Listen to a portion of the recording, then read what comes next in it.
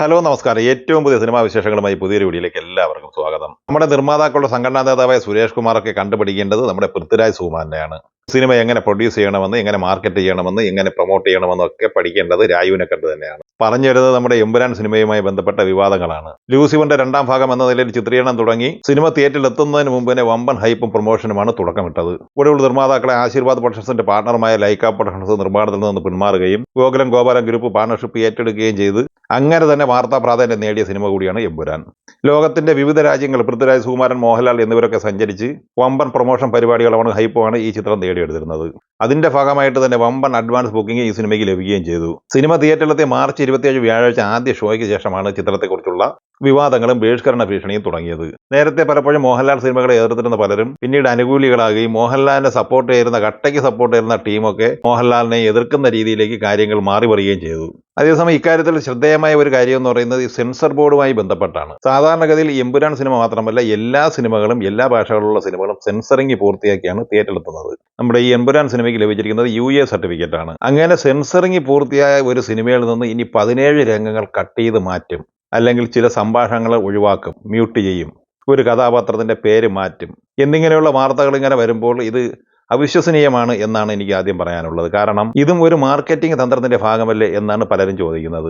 Cinema പുറത്തിറങ്ങി ബഹിഷ്കരണം വന്നതോടെ സിനിമയ്ക്ക് ആദ്യഘട്ടത്തിൽ ചെറിയ കളക്ഷൻ ഇടിവ് വരികയും ടിക്കറ്റുകളൊക്കെ ക്യാൻസൽ ചെയ്യുകയും ചെയ്യുന്ന അവസ്ഥയുണ്ടായി. നേരത്തെ മണിക്കൂറിൽ 20,000, 25,000 ടിക്കറ്റുകൾ വിറ്റഴിക്കപ്പെട്ടത് ഒരു 10,000, 12,000 ടിക്കറ്റുകളായി കുറയുകയാണ് ഉണ്ടായത്. എന്നാൽ റീസെൻസറിങ് എന്ന പുതിയ വാർത്തകൾ പ്രചാരത്തിലെത്തിയപ്പോൾ സിനിമ കാണാൻ ആൾക്കാർ ഇടിച്ചു കയറുന്ന അവസ്ഥ സംജാതമായത്. അതാണ് ബുക്ക് മൈ ഷോ വഴി ഇത്രയധികം ടിക്കറ്റ് വിൽപ്പന. അതായത് ഇപ്പോൾ തന്നെ ഞാൻ നോക്കിയപ്പോൾ തന്നെ 25,000 ടിക്കറ്റിന് മുകളിലാണ് മണിക്കൂറിൽ വിറ്റഴിക്കപ്പെടുന്നത്. ഇന്നലെ ഒരു സമയം നോക്കുമ്പോൾ ഏകദേശം മണിക്കൂറിൽ 30,000-ലധികം ടിക്കറ്റാണ് വിറ്റഴിക്കപ്പെട്ടത്. അപ്പോൾ സ്വാഭാവികമായിട്ട് ഇതൊരു മാർക്കറ്റിംഗ് തന്ത്രം തന്നെയാണ്. സിനിമ കാണില്ല, ബഹിഷ്കരിക്കാൻ പറഞ്ഞവർ സിനിമയിൽ കത്രിക വെച്ചത് എങ്ങനെയുണ്ടെന്ന് നോക്കാൻ വേണ്ടി ടിക്കറ്റ് എടുത്തവരുണ്ടാകും. അതോടൊപ്പം തന്നെ ഒരിക്കൽ സിനിമ കണ്ടവർ കത്രിക വെച്ചതിന് ശേഷം സിനിമ എങ്ങനെയുണ്ട് എന്ന് കാണാൻ വേണ്ടി വീണ്ടും ടിക്കറ്റ് എടുക്കുന്നവരുണ്ട്.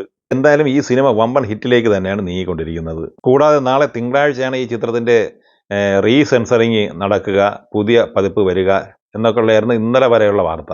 അതേസമയം ഇന്ന് പുതുതായിട്ട് റിപ്പോർട്ട് ചെയ്തിരിക്കുന്നത് ഈ സിനിമയുടെ റീസെൻസർ ചെയ്ത പാർട്ട് അല്ലെങ്കിൽ പുതിയ പ്രിന്റ് വ്യാഴാഴ്ച മാത്രമാണ് തിയേറ്ററിലെത്തുക എന്നതാണ്. അപ്പോൾ സ്വാഭാവികമായിട്ടും ഇന്ന് ഞായർ, തിങ്കൾ, ചൊവ്വ, ബുധൻ, വ്യാഴം, ഏകദേശം ഒരു 3-4 ദിവസം കൂടി നല്ല രീതിയിൽ കച്ചവടം നടക്കും.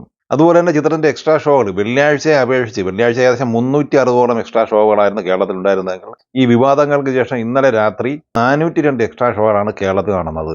ഇക്കഴിഞ്ഞ 3-ാം ദിവസമായ ഇന്നലെ ശനിയാഴ്ചയിലെ ഈ സിനിമയുടെ പ്രീസെയിൽ കളക്ഷൻ 6,68,00,000 രൂപയായിരുന്നുവെങ്കിൽ പെട്ടെന്ന് ഈ സിനിമയുടെ കേരളത്തിലെ അഡ്വാൻസ് ബുക്കിംഗ് വർധനവുണ്ടായി. 8,21,00,000 രൂപയാണ് ഇന്ന് ഞായറാഴ്ചയിലെ ഈ സിനിമയുടെ പ്രീസെയിൽ കളക്ഷൻ തന്നെ.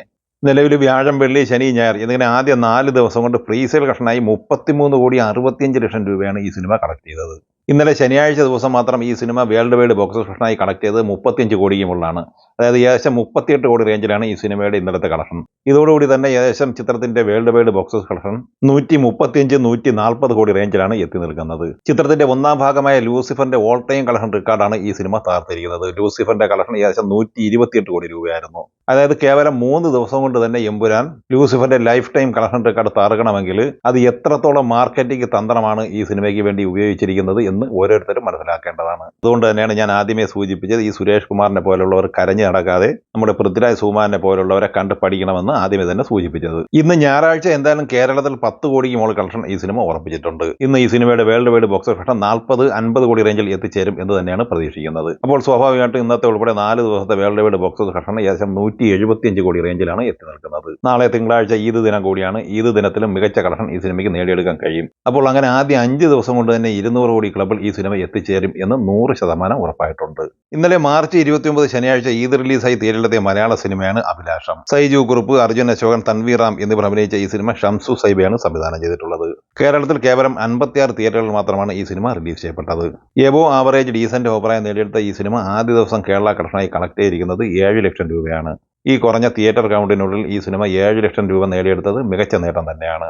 ചിയാൻ വിക്രം നായകനായി എസ് വി അരുൺകുമാർ തിരക്കഥയും സംവിധാനവും നിർവഹിച്ച് മാർച്ച് 27 വ്യാഴാഴ്ച തിയേറ്ററെടുത്ത തമിഴ് സിനിമയാണ് വീരധീര ശൂരൻ. എസ് ജെ സൂര്യ, സുരാജ് വെഞ്ഞാറമൂട്, തുഷാര വിജയൻ എന്നിങ്ങനെ താരനിരയുള്ള ഈ സിനിമ പോസിറ്റീവ് അഭിപ്രായം നേടിയെടുത്ത് മികച്ച കളക്ഷൻ നേടിയെടുത്ത് മുന്നേറുകയാണ്. OTT റൈറ്റ്സുമായി ബന്ധപ്പെട്ട് സിനിമയ്ക്ക് ചില കേസുകൾ ആദ്യ ദിവസം ഉണ്ടായെങ്കിലും അതൊക്കെ സോൾവ് ചെയ്ത് ചിത്രം ആദ്യ ദിവസം വൈകിട്ടാണ് റിലീസ് ചെയ്യപ്പെട്ടത്. ഇപ്പോൾ ഈ ചിത്രത്തിന്റെ ആദ്യ 3 ദിവസത്തെ തമിഴ്നാട് കളക്ഷൻ റിപ്പോർട്ട് പുറത്തു വന്നിരിക്കുകയാണ്. അതുപ്രകാരം തമിഴ്നാട്ടിൽ നിന്ന് ആദ്യ ദിവസമായ വ്യാഴാഴ്ച കളക്ട് ചെയ്തത് 2,55,00,000 രൂപയായിരുന്നു. രണ്ടാം ദിവസമായ വെള്ളിയാഴ്ച 3,75,00,000 രൂപ കളക്ട് ചെയ്ത ഈ സിനിമ ഇന്നലെ മൂന്നാം ദിവസമായ ശനിയാഴ്ച കളക്ട് ചെയ്തത് 5,60,00,000 രൂപയാണ്. അങ്ങനെ ആദ്യ 3 ദിവസം കൊണ്ട് 11,90,00,000 രൂപയാണ് തമിഴ്നാട് കളക്ഷനായി ഈ സിനിമ സ്വന്തമാക്കിയത്. ഇന്ന് ഞായറാഴ്ചയും സിനിമയ്ക്ക് വമ്പൻ ബുക്കിംഗും കൂടുതൽ തിയേറ്ററുകളും ലഭിച്ചിട്ടുണ്ട്. സ്വാഭാവികമായിട്ടും വീക്കെൻഡ് കളക്ഷനായി ഈ സിനിമ 20 കോടി റേഞ്ചിൽ എത്തിച്ചേരാനാണ് സാധ്യത. അപ്പോൾ ഈ സിനിമകളെക്കുറിച്ച്, വിവാദങ്ങളെക്കുറിച്ച്, സിനിമകളുടെ കളക്ഷനെക്കുറിച്ചും ഒക്കെയുള്ള നിങ്ങളുടെ അഭിപ്രായങ്ങൾ പങ്കുവയ്ക്കുക. വീഡിയോ ഇഷ്ടമായി ലൈക്ക് ചെയ്യുക. നമ്മുടെ ചാനൽ സബ്സ്ക്രൈബ് ചെയ്യുന്ന കാര്യം കൂടി പരിഗണിക്കുക. വീഡിയോയുടെ നോട്ടിഫിക്കേഷൻ ലഭിക്കാൻ ബെല്ലൈക്കൺ കൂടി ഇനേബിൾ ചെയ്യുക. പുതിയ മറ്റൊരു വീഡിയോയുമായി വീണ്ടും കാണാം. എല്ലാവർക്കും ഒരിക്കൽ കൂടി നന്ദി, നമസ്കാരം.